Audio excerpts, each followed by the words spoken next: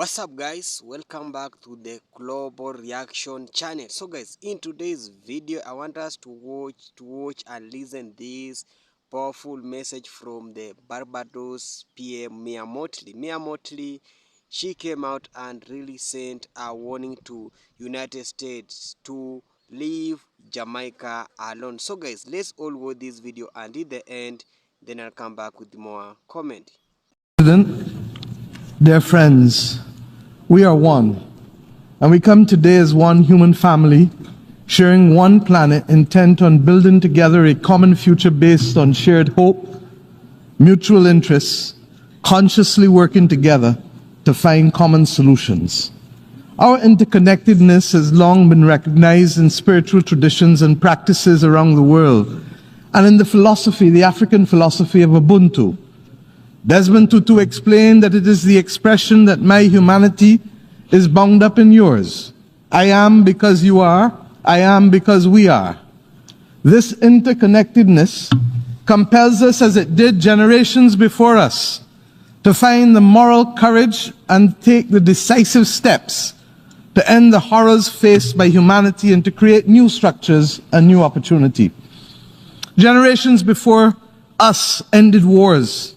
They canceled debt. They dismantled slavery. They ended apartheid.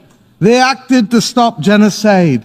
They declared all people equal, and they gave women the vote, and they ended colonialism, and they built new nation states. They generated prosperity from deep poverty. I ask you today, will we summon the global moral strategic leadership necessary? I want to congratulate the Secretary General and his deputy and the team of ambassadors from Namibia and Germany who have led us safely to this pact over the course of the last 2 years of negotiations. My friends, we will not succeed in overcoming our existential challenges if we are not prepared to change the global governance structures that are rooted in the outcome of World War II and have become unsuited to today's world. The distrust in our institutions of governance, the mistrust between the governors and the governed, will continue to foster social alienation the world over, at the very time that we need to find as many people as possible to shape a new world. Not governance, but people. This approach to governance reinforces the notion that it is acceptable to have first-class and second-class citizens, a notion that we all find, I hope, repugnant. The tentacles of power today remain almost as it was a century ago. If, my friends, we do not create the space and the new voices are not heard, we will not secure the transformation needed to save people and to save planet. What the world needs now is a reset. What the world needs now is a little more love. A reset to embrace our common future. A reset that allows us to work together to navigate spaces together. We've seen the floods and the hurricanes, the droughts, the wildfires. They've affected us all. The failure to share the world's resources, which are more than adequate for everyone, will continue to drive us to war and to social disintegration and to migration. The absence of access to digital technologies and even basic electricity in Africa will condemn us to living in two separate worlds and may even, with AI, if unregulated, threaten completely the existence of human civilization as we know it. We know what the world needs, as I said. And what our people want to hear from us today is that we can overcome these challenges by working together, and that the visible actions that are necessary are being agreed today and tomorrow to secure the future in this pact. But our people know instinctively that this will only be talk unless there's a fundamental change in what we do and how we do it, in who is seen and heard in the corridors of decision making. And that is why we continue to propel the Bridgetown Initiative as a serious reform for changing the rules of the game, shock-proofing vulnerable economies, and indeed securing sufficient to have the SDGs and of course the climate crisis be confronted. Now is the time for us to choose hope and love over hate and division. We can change this global governance system. We can change the structure and focus of the international financial system. We can make both fit for purpose for the majority of world's people, not just a few. It doesn't require new technologies. It requires action and humanity, accepting that we are human together, that we are because of each other, and that we can, in this generation, secure the future of human progress. And I truly believe that we can, because we, the peoples of the world, have no other choice and no other planet on which to live. Elephant in the room, what a lot of Western climate diplomats tell me is that leaders like yourself also carry a responsibility. Why are vulnerable countries still so debt-stricken? Why is there still corruption? What is your response to that? You really want me to answer you? I do. Okay.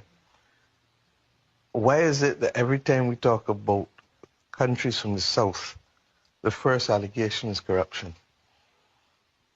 Last time I checked, in the USA and the UK and Europe, they're riddled with corruption, but nobody says that they're not capable of achieving their objectives because of corruption.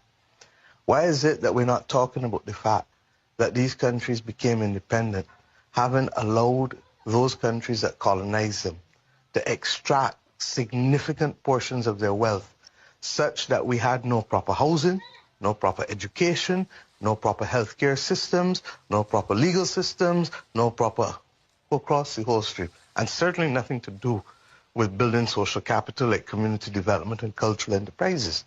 And what has happened is therefore that we have spent the time since independence trying to give our people what the global north has taken for granted and has supported by the extrication of centuries of wealth to give their people out of our blood, sweat and tears.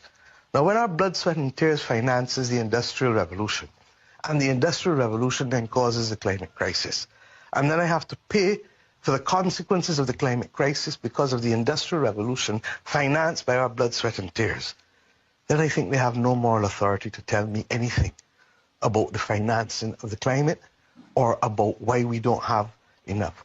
Is it anger over this that fuels your energy? Anger? Absolutely not. Unfairness, lack of justice. I'm not angry. I'm just disappointed that humankind still wants to believe that there's one world for a set of people and another world for another set. You cannot appreciate what we're going through if you don't have knowledge or people at the table for consultation. And very often people will make decisions, for example, that may affect small island developing states who constitute a quarter of the world's states without actually knowing the implications.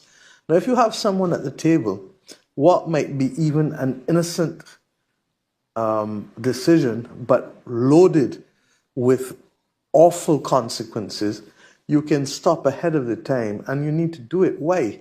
Because most small states don't have a buffer for error, don't have a buffer for benign neglect, and therefore changing the rules of the game to allow us to be seen and heard is absolutely critical, particularly given the multiplicity of challenges that we are facing.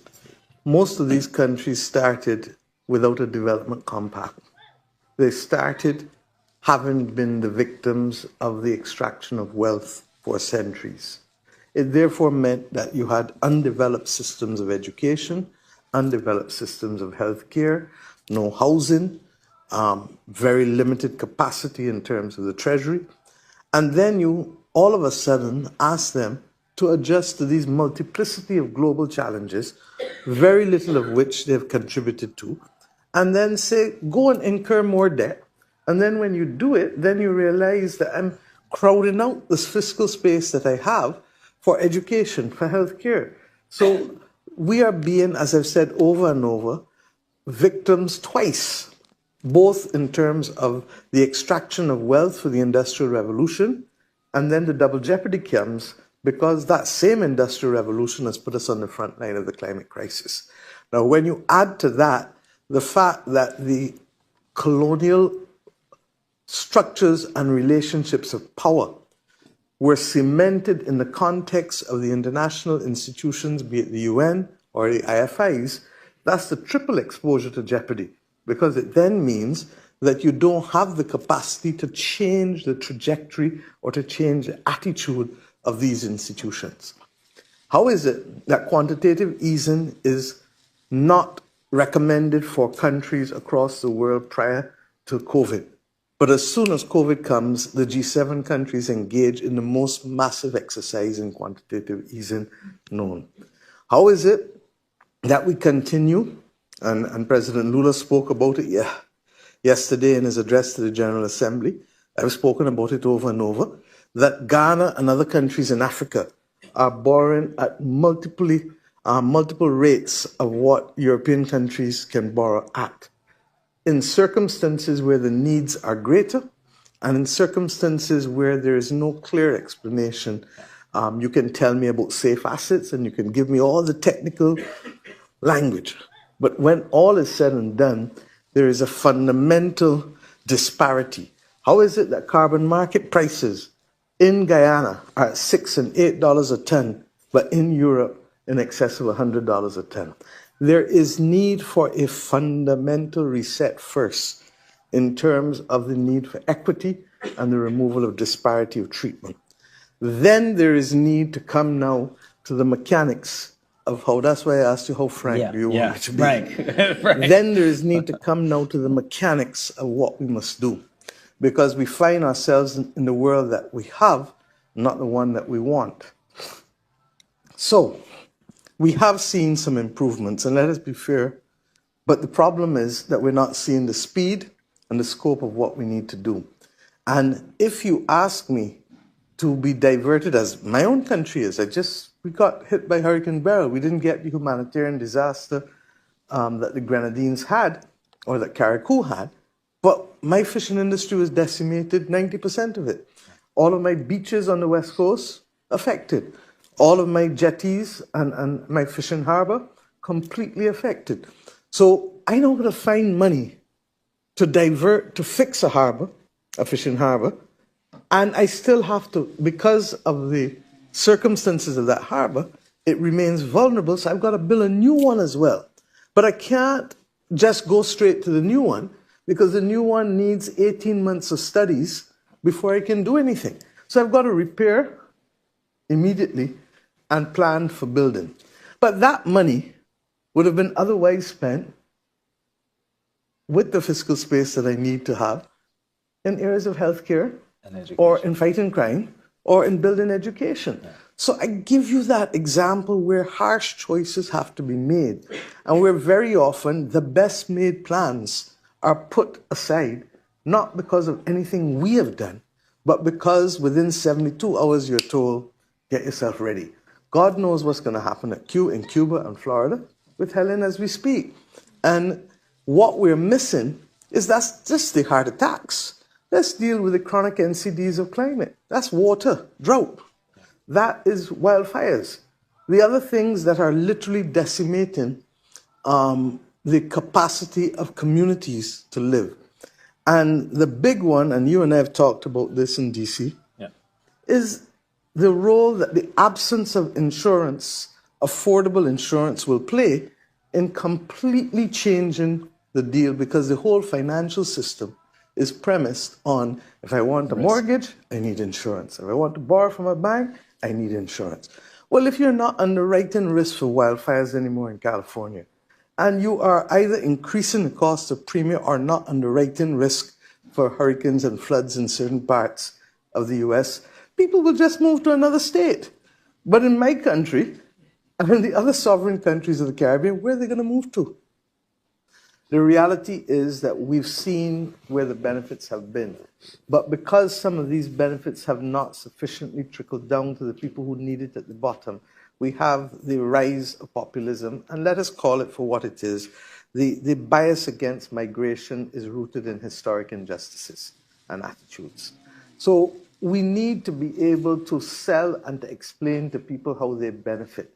The truth is that a trade war between China and the US just puts the whole world at risk. And that's not in anyone's interest. And at the end of the day, it actually makes it worse for both countries because they still live within a global ecosystem. We have accepted that the scale of nervousness and anxiety means that we will no longer go only for efficient supply chains, but we will go for resilient supply chains. And it's probably going to take another 2 or 3 decades before we turn the corner again back to be able to work in that seamless manner that we do. When you ask us to deal with financing of net zero, people forget that we're already highly indebted countries, most island states. Why? Because we've been carrying the costs of climate for a while now. And we're carrying the costs of the G7, formerly G8 countries' industrialization on our balance sheets. And it's wrong. And nobody's making the room to ensure that we get access to grants. We can't borrow if we have no fiscal space easily. And the cost of borrowing is also prohibitive. So that what we've said, look, we need international solutions to international problems. We need an international balance sheet that takes away this debt, because when we do it, we crowd out our development and the SDGs being part of our national program. And that is our present. That's not our future. So that if we can resolve these issues in an equitable way, let's take private law. If you lived next to me and you dumped on my property, I would have a legitimate claim against you for nuisance or for tortious interference. Internationally, we have nothing to rely on other than morality. And that's why I say that the world needs global moral strategic leadership. And that's why I say that ordinary citizens ought now to demand, because while we in the islands are the canaries, you are soon going to be the victims of that. Which country is hit by a hurricane every year? Do you know? The United States of America. Every year. It's just different states. Barbados is that country where modern racism in the Americas started, when the British literally settled in the 17th century. In 1661, the parliament which I lead passed the heinous slave code that spawned other slave codes here in the US, either directly mimicked or in part indirectly. And we feel that we have a moral obligation to be able to start to deconstruct the racism in all of its forms. It doesn't only come in laws that are still there, but it also comes in ways in which people undermine democracy, in ways in which people prevent people from voting, in ways in which people make judgments about people because of color or race. And we've got to work hard to deconstruct it. And we have to also recognize that when many countries became independent, there was no development compact or development package left for us to finance education, healthcare, or any of these issues. But when the slaves were emancipated, £20 million was paid to the slave owners, and then by reason of a 4-year apprenticeship scheme, another £27 million of free labor was given. Now, if we were to take the example of Haiti, which is perhaps the most egregious example there is, where the French government took back from Haiti, and I think New York Times did an article recently. Very powerful, yes. That's right. So you know that even though Haiti declared independence, they then had to pay the French government for a significant period of time a portion of their customs duties. And yet Haiti today has never recovered. And we have to ask ourselves, can we accept that the Industrial Revolution was financed by the blood, sweat, and tears and money of developing countries, and at the same time causes the climate crisis today? And it's a case of double jeopardy. So we had the wealth taken from us, and now we are facing the consequences of that wealth's impact on the Earth's climate. It's wrong, just simply wrong. Not just talking the talk will mean. We come to Paris today with a heavy heart, but with hope. We come to Paris today not to reinforce the divisions of the past, the orders of the past, but we come to Paris to identify the common humanity that we share and the absolute moral imperative to save our planet and to make it livable. We don't need a lot more words today. And quite honestly, I don't know that I have it in me to give more words. As I speak to you, my country, that of St. Vincent and the Grenadines and others in the Caribbean, in the Eastern Caribbean, are under a tropical storm watch for Tropical Storm Beth, literally. Yesterday, I had to decide whether to stay or to go. And I chose to stay because it is important that we move to action.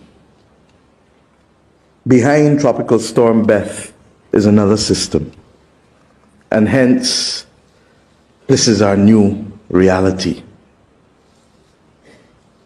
We have heard this morning from Vanessa. We've heard from the economists. We've heard from the president of Niger. And everyone has spoken truth with feeling, with clarity. And Emmanuel, I've left you for last, because privately I call this the How Dare You Summit. How dare you? How dare you upset the order? How dare you step out of your crease and summon us all to this inflection moment that will determine whether we will have the capacity and the will to bring pace and scope to the problem. I can tell you that there has been movement. Yes, 9 months ago, no one was speaking about natural disaster clauses. Now we have people wanting to recognize the wisdom of it, because countries do need to pause debt payments if they are going to house and feed people who are victims of a climate crisis. Doesn't quite work as well for those who have to move people who are suffering from drought, as the president of Malawi has had to do. So we need to perfect it.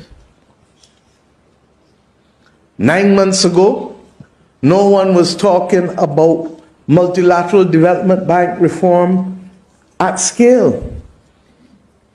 And Ajay, the World Bank was not as forceful in its commitment to the crisis of climate as it is now.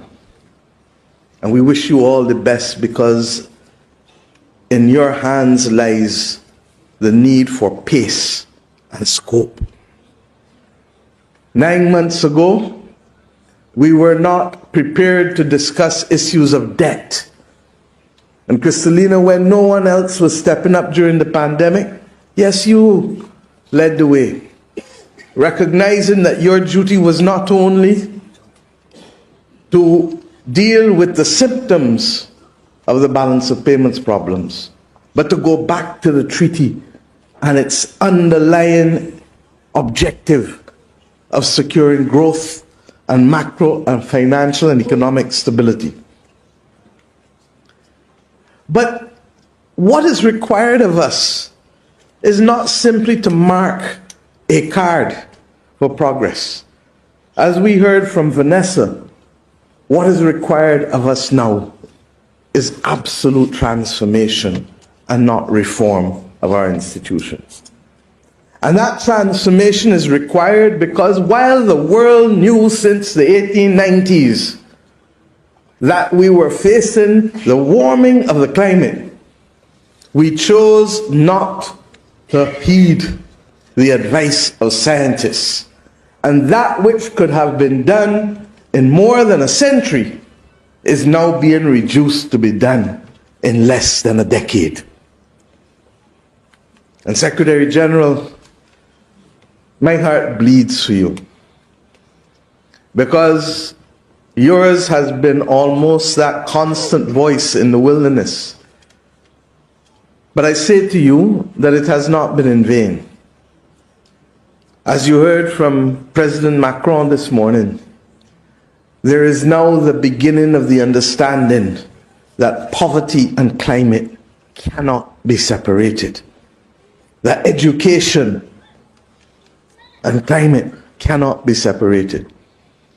And later today we will go into the details of what that action must look like, much of which we have put in the Bridgetown Initiative, not because we believe we have the answers alone, but simply because we had the will to pull people together and say, let us discuss these issues and let us make enough noise consistently to command the attention of those who must speak and who must act. I ask us today not to leave Paris without understanding that the bolstering of the political ambition that is required must secure transformation and not reform.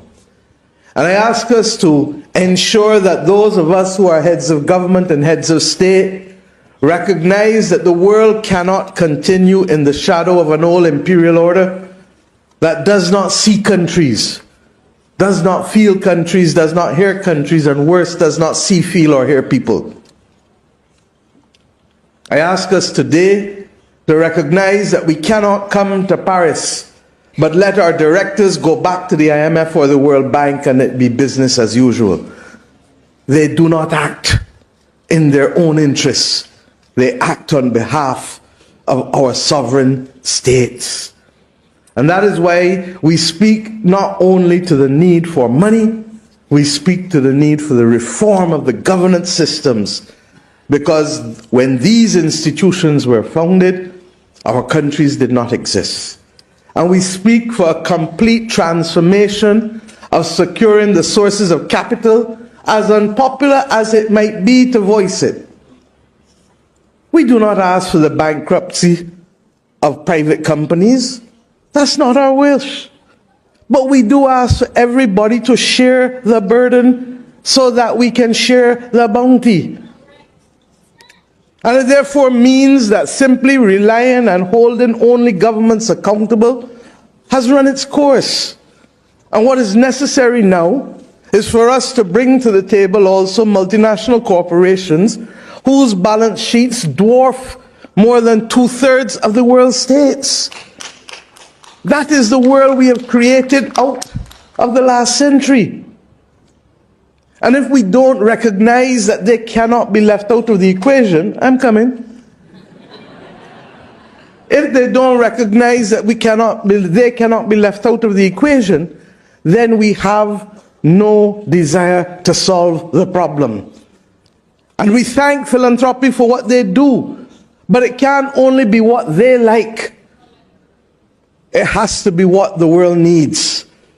And I hope that we leave Paris, therefore, not only secure in our determination to protect the planet, to protect the biodiversity, to protect people, but to recognize that if we do not act today at scale, with pace, we will not be able to get there in time to save more people. Let us, as the representatives of our people, at this most unique time in the history of civilization, not only do the right thing, but do it in time and do it for the right reasons. Hello guys, welcome back. If you haven't subscribed, make sure you subscribe, like, and also comment in this channel. So guys, Mia Mottley, she is the PM of Barbados. Barbados is in Caribbean country, and also she is the she is the chair of the CARASCOM. CARASCOM is comprises of the Caribbean country, so she is the leader. So she really came out and really sent a warning to the United States to leave Jamaica alone, because United States has been really fighting for the Jamaica for so long, because they really see that Jamaica is developing a lot, and also Jamaica has attracted so more and more investors and leave United. That's why, number one, United States is interesting with Jamaica, because Marco Rubio, he came out and really sent a warning to Jamaica to cut tie with the Cuban doctor, and we know well that Cuban doctor, they have really played a big role in in Caribbean countries, because the Cuban doctor, they really came and treat where it's impossible for the Jamaican government. And this Trump and his administration, they came out and say, no, you must cut tire with the Cuban doctor. And that's why Mia Mottley, she really came out and say, no, a country that has a full independent must be work independently. That's why I really love this Mia Mottley. Mia Mottley, she normally defend the black people. She's the prime minister of Barbados, but she normally defend all the black people. When she speak the word listen. That's why when she sees that these things are not moving well, she really never come out and really talk the reality. And this time round, she sent a warning to Donald Trump, because Cuba doctor played a big role during the COVID-19 and whatever, and really helped so many Caribbean countries.